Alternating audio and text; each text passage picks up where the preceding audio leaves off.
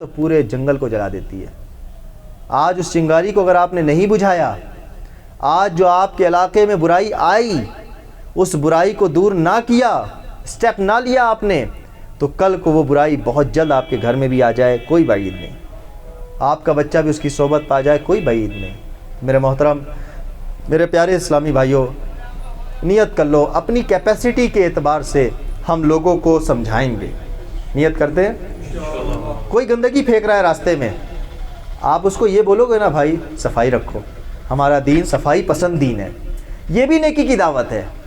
دو لوگ لڑ رہے ہیں، آپ نے ان کو سمجھایا، یار کیا کر رہے ہو آپ، یہ کیا مسئلہ ہے؟ لڑائی جھگڑے سے ضروری حل کرنا، بیٹھ جاؤ، کسی سمجھدار شخص کو بیٹھا لو، وہ حل کر دے گا تمہارا مسئلہ۔ یہ بھی نیکی کی دعوت دینا ہے، برائی سے منع کرنا ہے۔ آپ راستے میں جا رہے ہو، کوئی ایک شخص ہے وہ راستے میں اسپٹ کرتے ہوئے جا رہا ہے، تھوکتے ہوئے جا رہا ہے، آپ اس کو بول سکتے ہیں یار راستے میں اس طرح سے تو نہ تھوکے، کہیں کنارے جا کر تھوک دیں، نالی میں جا کر تھوک دیں، تو یہ بھی ایک اچھی بات ہے، نیکی کی دعوت۔ ہمارا دین اسلام یہ بہت سی نیکی کی دعوت دیتا ہے۔ اسی طرح سے آپ نے دیکھا نماز کا ٹائم، آپ نماز کی طرف جا رہے ہیں، آپ پکے نمازی نماز کی طرف جا رہے ہیں، آپ نے دیکھا وہ بیٹھا ہوا ہے، مسلمان بھائی ہے ہمارا، آپ نے اس کو جا کر یہ بولا نا، آئیے نماز پڑھتے ہیں، یہ بھی نیکی کی دعوت ہے۔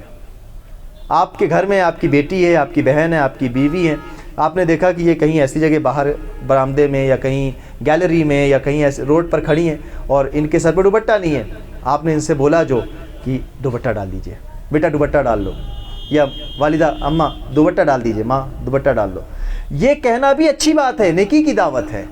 تو میرے محترم اور پیارے سے یہ بہت بڑا چیپٹر ہے، اگر آپ اس کو سیکھنا چاہتے ہیں کہ کیا کیا نیکی کی دعوت ہے، میں کیسے نیکی کی دعوت دوں، تو امیر اہل سنت نے ایک کتاب لکھی ہے، نیکی کی دعوت، اس کا نام ہی نیکی کی دعوت ہے۔ آپ اس کو ڈاؤن لوڈ بھی کر سکتے ہیں انٹرنیٹ سے، آپ اس کو پڑھیں، روزانہ 4 پیجز بھی آپ پڑھو گے نا تو انشاءاللہ آپ کو بہت علم میں اضافہ ہوگا۔ دعوت اسلامی کا جو مقصد ہے نا، دعوت اسلامی کا مقصد ہی یہ ہے کہ ہم مسلمان اپنی ڈیوٹیز کو نبھائیں، so that quality of life, لوگوں کی زندگی بہتر ہو، سکھ اور چین والی ہو، کیونکہ ہمارا دین اسلام محبت کا پیغام عام کرنے والا ہے۔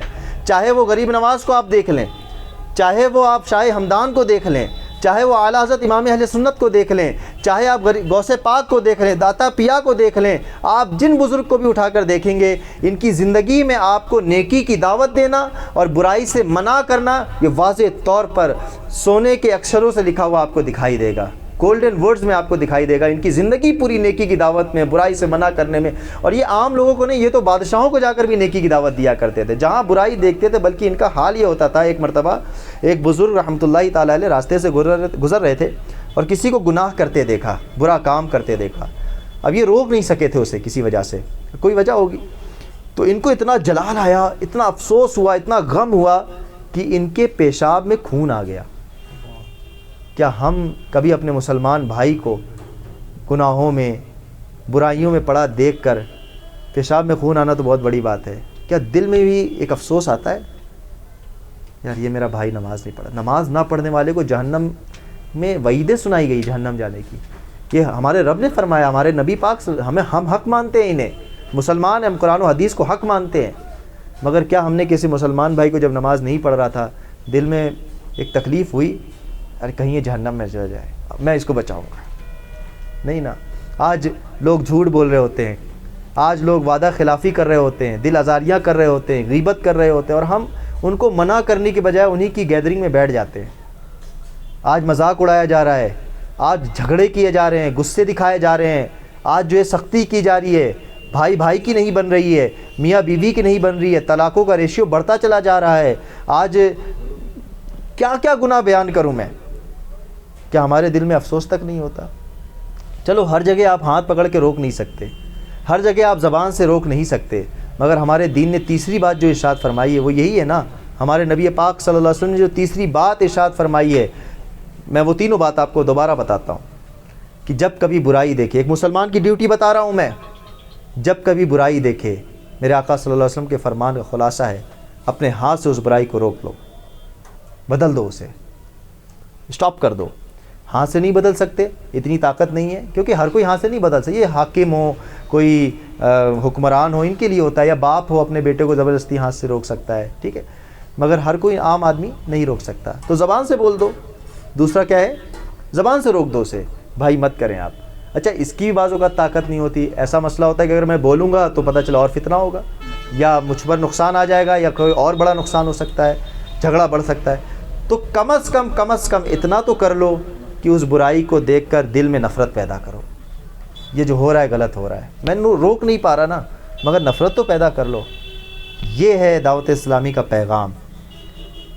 اگر ہم نے اس نصیحت پر عمل کر لیا نا جو میرے نبی پاک صلی اللہ علیہ وسلم نے فرمائی، آپ یقین جانے سوسائٹی میں، سماج میں، معاشرے میں تبدیلی نہ آئی تو آپ بولنا، کیونکہ یہ تبدیلی آئی تھی جب اس پر عمل کیا گیا.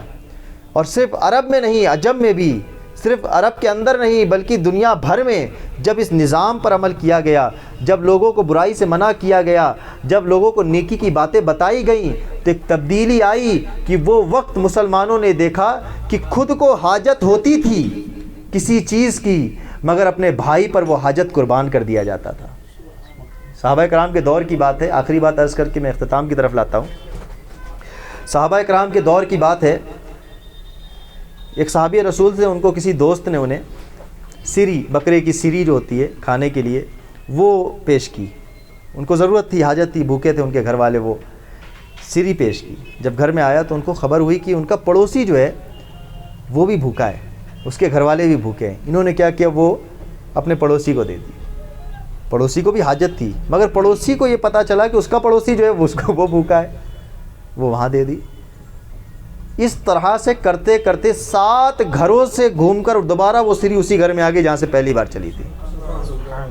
یہ تھے ہمارے بڑے، یہ تھے مسلمان، یہ تھے صحابہ کرام، یہ تھے اولیاء کرام، کہ اپنی خواہش پر دوسروں کی خواہش کو ترجیح دیتے تھے. اپنے کو ضرورت ہوتی تھی مگر پھر بھی دوسروں کو دے دیا کرتے تھے.